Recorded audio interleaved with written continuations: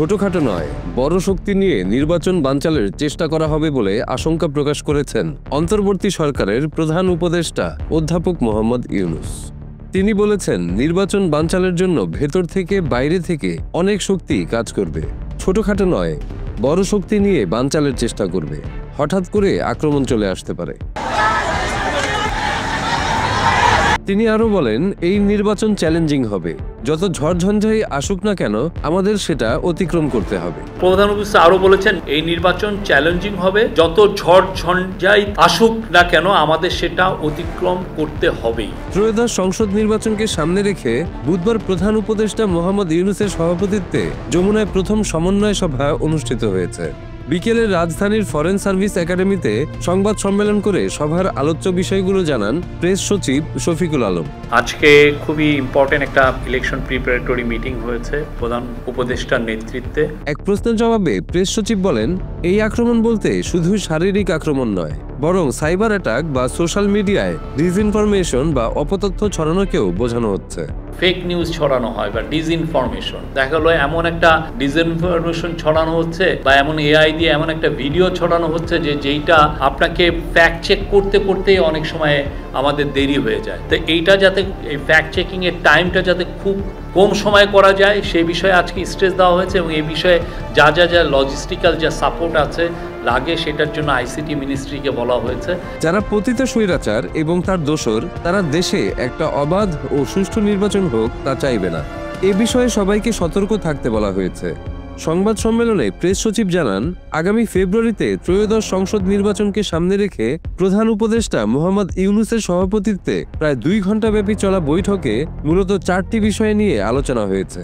সেগুলো হলো মাঠ প্রশাসন কর্মকর্তাদের পদায়ন, আইন শৃঙ্খলা পরিস্থিতি, নির্বাচন সংশ্লিষ্ট ব্যক্তিদের প্রশিক্ষণ এবং সামাজিক যোগাযোগ মাধ্যমে ভুয়া তথ্য মোকাবেলার উপায়। মূলত 4টা বিষয় নিয়ে এখানে আলোচনা হয়। সোশ্যাল মিডিয়ার যে ডিসইনফরমেশন, এটা খুবই প্রমিনেন্টলি আলোচনা হয়। আরেকটা হচ্ছে পদায়ন এবং ট্রেনিং নিয়ে আলোচনা হয় এবং সিকিউরিটি সিচুয়েশন কীরকম হবে এবং সেখানে ডেপ্লয়মেন্টটা কীরকম হবে সেই বিষয়েও খুব গুরুত্বের সাথে আলোচনা হয়। প্রেস সচিব বলেন, মাঠ প্রশাসনে বিশেষ করে ডিসি, এডিসি, ইউএনও সহ বিচারিক দায়িত্বে এমন কাউকে প্রদান করা হবে না যিনি গত 3টি নির্বাচনী কাজে যুক্ত ছিলেন।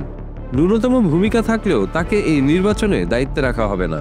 ডিসি, এডিসি, ইউএনওদের জন্য এবং যারা ডিস্ট্রিক্ট ম্যাজিস্ট্রেট আছেন, ম্যাজিস্ট্রিয়াল রোলে যারা আছেন, তারা যাতে এমন কোনো পদায়ন না হয় যিনি গত 3টা ইলেকশনে ইনভলভ ছিলেন। পদায়নের ক্ষেত্রে কর্মকর্তার রাজনৈতিক সংশ্লিষ্টতা, শারীরিক যোগ্যতা, কর্মদক্ষতা, গণমাধ্যমে অনিয়মের প্রতিবেদন হয়েছে কিনা তা দেখা হবে বলে জানান শফিকুল আলম। তিনি বলেন, সবচেয়ে ফিট কর্মকর্তাকে সবচেয়ে ঝুঁকিপূর্ণ এলাকায় পদায়ন করা হবে, তবে নিজ জেলা বা শ্বশুরবাড়ির এলাকায় কাউকে পদায়ন করা হবে না। পদায়নের ক্ষেত্রে নিজ জেলায় যাবে না কেউ, বা যদি কেউ তার এখানে আত্মীয় থাকে, বিশেষ করে শ্বশুর বাড়ি থাকে, সেখানেও তার পোস্টিং সেখানে হবে না। তাদের কোনো আত্মীয় স্বজন নির্বাচনে প্রতিদ্বন্দ্বিতা করছেন কিনা পদায়নের ক্ষেত্রে সে বিষয়েও লক্ষ্য রাখা হবে।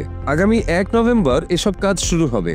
শফিকুল আলম আরও বলেন, স্বরাষ্ট্র উপদেষ্টাও সভায় জানিয়েছেন যে পুলিশের পদায়নের বিষয়েও একইভাবে উদ্যোগ নেওয়া হয়েছে।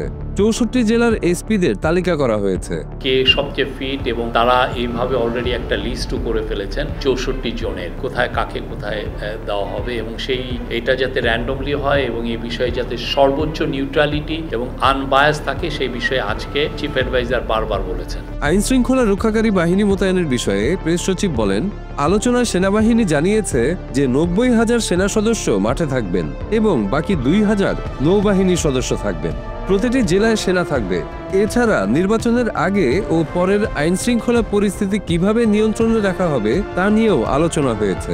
92,500 মতো আর্মি এবং নেভি ট্রুপস ডিপ্লয় থাকবে, তার মধ্যে 90,000 হচ্ছে আর্মি, বাকিটা হচ্ছে নেভি। সামাজিক যোগাযোগ মাধ্যমে অপতথ্য ও ভুয়া তথ্যের বিষয়ে প্রেস সচিব বলেন, নির্বাচনে ভুয়া তথ্য ও অপতথ্য মোকাবেলায় 2টি কমিটি গঠনের বিষয়ে সভায় আলোচনা হয়েছে। দুটি কমিটি উপজেলা পর্যায় পর্যন্ত কাজ করবে এবং তাৎক্ষণিকভাবে ছড়িয়ে পড়া অপতথ্য বা ভুয়া তথ্যের ফ্যাক্ট যাচাই করে তা প্রকাশ করবে।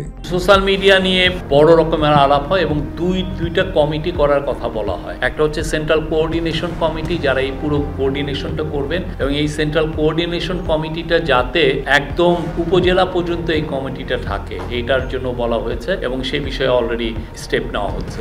আর এই কাজে কারিগরি সহায়তা দেওয়ার জন্য আইসিটি মন্ত্রণালয় ও সংস্কৃতি মন্ত্রণালয়কে নির্দেশনা দেওয়া হয়েছে। এ বিষয়ে ফেসবুক কর্তৃপক্ষের সঙ্গেও কথা বলা হবে বলে জানান প্রধান উপদেষ্টার প্রেস সচিব শফিকুল আলম।